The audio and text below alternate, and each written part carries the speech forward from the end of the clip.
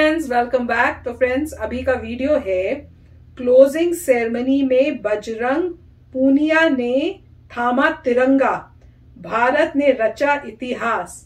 तो चलो वीडियो शुरू करते हैं। पर वीडियो शुरू करने से पहले अगर आप चैनल पर नए हो और आपने अभी तक सब्सक्राइब नहीं किया तो जल्दी से पहले सब्सक्राइब के बटन और बेल आइकन को क्लिक कर लो ताकि आपको हमारे सारे न्यू वीडियोस के नोटिफिकेशन मिल जाएं जैसे हम अपलोड करें। अगर आपको वीडियो पसंद आता है please like and share. Twitter में हमें फॉलो करें, जब भी हमारे कोई भी वीडियो रिलीज होता है उसमें नोटिफिकेशन आ जाएगा। चलिए शुरू करते हैं।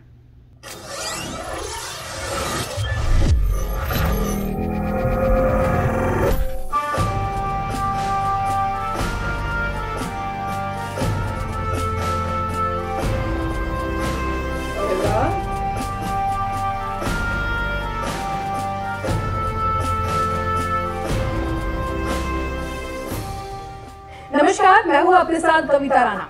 टोक्यो ओलंपिक खेलों का रंगारंग समापन रविवार को हो गया। क्लोजिंग सेरेमनी में 10 भारतीय एथलीटों और अधिकारियों ने हिस्सा लिया। जब टोक्यो ओलंपिक की शुरुआत हुई थी तो पारंपरिक पोशाक पहने थे, ठीक वही पोशाक समापन समारोह में दिखाई दिए। शनिवार को कांस्य पदक जीतने वाले पहलवान बजरंग पूनिया ने समापन समारोह में भारतीय दल की अगुवाई की। वो तिरंगा लिए सबसे आगे चल रहे थे। भारतीय ओलंपिक संघ IOA के प्रोटोकॉल के अनुसार ओलंपिक स्वर्ण पदक विजेता नीरज चोपड़ा एशियाई खेल और राष्ट्रमंडल खेलों समेत भविष्य के खेल प्रतियोगिताओं में देश के ध्वजवाहक बनेंगे। आपको जानकारी देते चले कि पुरुष हॉकी टीम के कप्तान मनप्रीत सिंह और मुक्केबाज MC मैरीकॉम उद्घाटन समारोह में भारत के ध्वजवाहक थे। समापन समारोह एक वीडियो के साथ शुरू हुआ जिसमें देखे 17 दिन के खेल का पूरा सार था। ओलंपिक के अंतिम पन्ने की शुरुआत स्टेडियम में आतिशबाजी से हुई, जिसमें आयोजकों ने अनगिनत लोगों के लिए अपना आभार जताया जिन्होंने ओलंपिक खेलों को समापन समारोह तक पहुंचाने में मदद की। इसके बाद जापान के क्राउन प्रिंस अकिशिनो और अंतर्राष्ट्रीय ओलंपिक समिति के अध्यक्ष थॉमस बाक आधिकारिक स्टैंड में आए।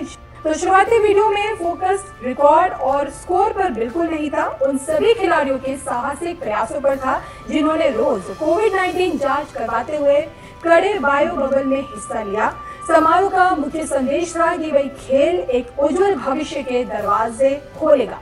तो इस ओलंपिक में अमेरिका 39 गोल्ड, 41 रजत और 33 कांस्य के साथ कुल 113 मेडल के साथ पहले स्थान पर था, जबकि चीन 38 गोल्ड, 32 रजत और 18 कांस्य के साथ दूसरे स्थान पर रहा। वहीं मेजबान देश जापान 27 गोल्ड, 14 रजत और 17 कांस्य के साथ तीसरे नंबर पर था। तो वहीं टोक्यो ओलंपिक में शनिवार को 2 मेडल जीतते हुए ओलंपिक में इतिहास रच दिया। वेट लिफ्टर मीराबाई चानू ने भारत की टोक्यो ओलंपिक में शुरुआत सिल्वर मेडल से कराई थी। तो javelin throw athlete Neeraj Chopra के गोल्ड ने अंत किया।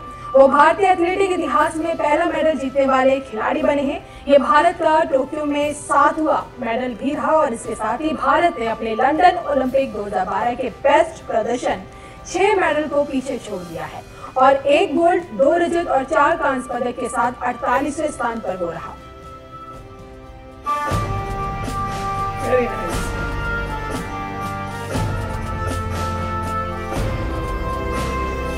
ये बहुत सुंदर फोटो है।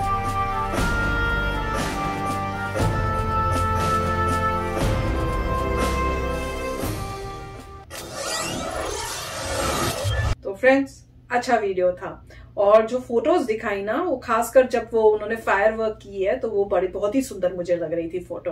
पर मैं यही सोच रही थी, सीटें सारी खाली थी कि इस बारी का ओलंपिक्स देखो किस टाइप से अजीब सा हुआ। कभी सोचा भी नहीं होगा किसी ने अपने ड्रीम्स में कि ऐसे भी ओलंपिक्स होंगे या इस टाइप से भी सिचुएशन आएगी कि इकट्ठे नहीं हो सकते स्टेडियम में, गेम्स नहीं देख सकते, अपनी अपनी कंट्री को चेयर नहीं कर सकते, अपने जो कंट्री मैन है जो वहां पे गए हैं प्लेयर्स उनको नहीं कर सकते, एथलीट्स को नहीं कर सकते। और वो एथलीट्स भी देखो इतना वो जोश से गए और वहां पे कोई है ही नहीं, ऑडियंस ही नहीं कुछ देखने के लिए, उनको भी कितना अजीब और अलग सा लग रहा होगा। तो उस बात में मतलब जब पब्लिक हो, ऑडियंस हो, तो अपने उस टाइम चैंपियनशिप के लिए लड़ना, उसमें कॉम्पीट करना, उसका अलग ही मजा होता है।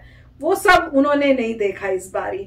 तो जैसे हमारे इंडिया के जब उन्होंने जीता गोल्ड, तो अगर वहां पे इंडियंस होते तो क्या जोर और शोरों से हो रहा होता।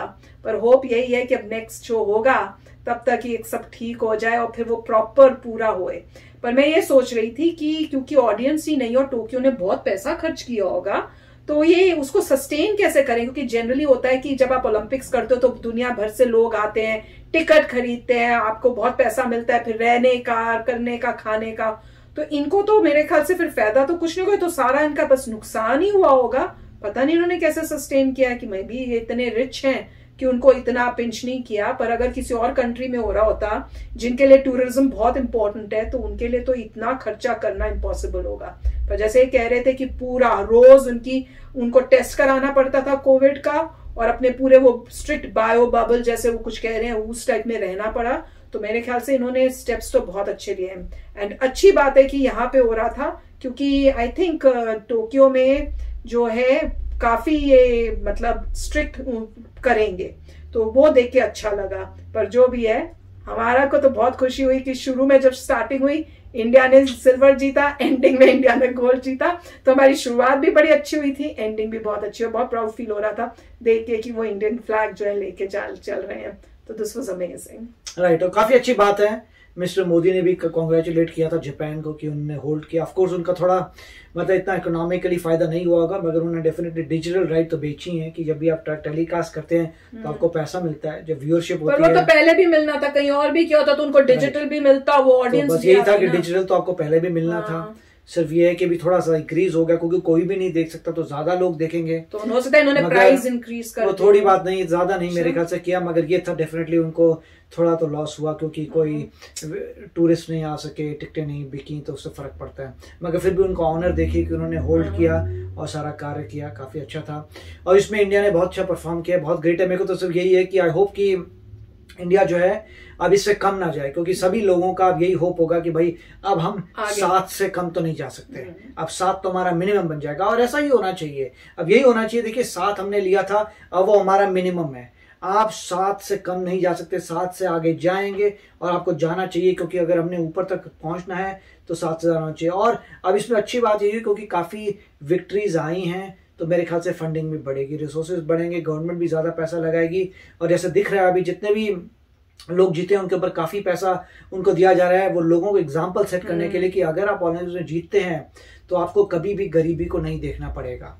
ये उन्होंने एग्जाम्पल दिया था कि एक न्यूज भी आया था कि कई पता नहीं कोई 90 ईयर ओल्ड एक एथलीट थे, वो काफी पॉवर्टी में जी रहे थे, सुनील गावस्कर की एक ऑर्गेनाइजेशन है वो उनको पैसा दिया करती थी, तो एग्जाम्पल दे रहे थे कि कई लोगों के साथ ऐसा हुआ है जो बड़े मेडल जीत के आते हैं, लाइफ में अच्छा करते हैं, मगर बड़ी गरीबी में करते हैं। तो आप गवर्नमेंट मेक श्योर करिए कि अगर आप ओलंपिक्स में कुछ लेके आएंगे आपको अभी इतना पैसा दिया जाएगा कि आप पूरी जिंदगी भर गरीब नहीं हो सकते, which is very nice। कि आप अगर इन्वेस्ट करते हैं कहीं पर भी डालते हैं आपको इतना होगा कि आप गरीब नहीं होंगे, आगे बढ़ते चले जाएंगे, और आपको जॉब भी दी जा रही है, जिससे लाइफ के लिए बहुत अच्छा काम कर लिया कि हर एक को पहले तो जॉब देनी चाहिए, कि लाइफ के लिए जॉब दे दी मतलब आप अच्छी सिचुएशन में रहेंगे, तो सभी को मोटिवेट होगा कि अगर मैं ओलंपिक्स में गया तो मेरे को डेफिनेटली एक जॉब मिली, मेरे को पैसा मिला, मेरी लाइफ सेट हो गई और मेरे और भी बहुत चीजें मैं कर सकता हूँ। वो तभी वही लोग करेंगे जिनको पैशन है, ये स्पेशली उनके लिए कि जिनका पैशन है मगर वो किसी और डायरेक्शन में ना चले जाएं कि भाई वहां पे अच्छा नहीं। अब ये होगा कि पैशन है और इंफ्रास्ट्रक्चर है, तो आई होप कि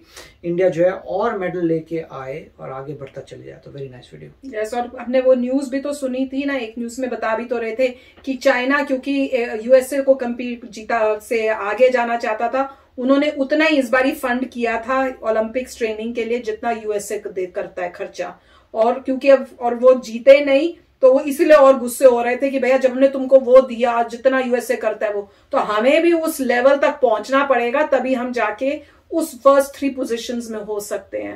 पर कोई नहीं, हमारे में हिम्मत है, मोटिवेशन है, डिटर्मिनेशन है, कुछ भी कर सकते हैं, लगे रहेंगे जब तक जीतेंगे नहीं। तो चलो फ्रेंड्स, चलते हैं, मिलेंगे नेक्स्ट वीडियो में बहुत ही जल्द। Till then take care and bye bye.